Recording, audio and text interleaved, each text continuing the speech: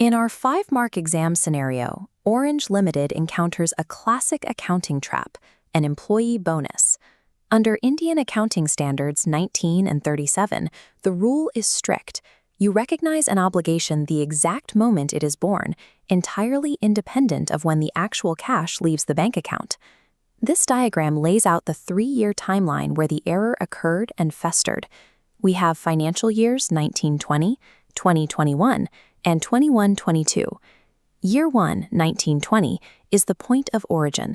This is when the employees earned the bonus, and therefore when the constructive obligation officially came into existence. But Orange Limited did not record this provision in 1920.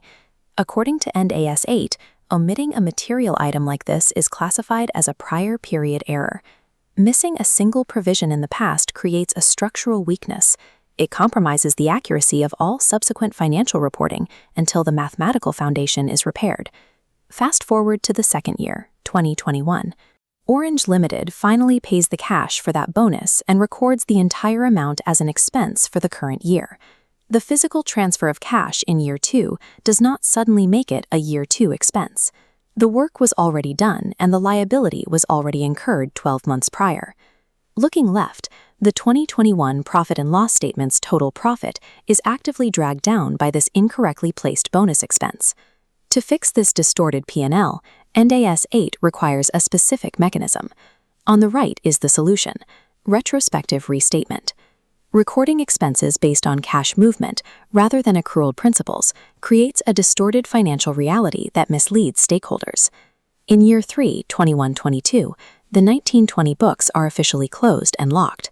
Which balance sheet item on April 1, 2020 must absorb this past expense?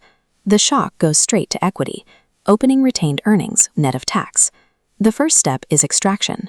We pull that incorrectly recorded bonus expense completely out of the 2021 comparative P&L. Then we transfer that extracted expense directly into the starting balance.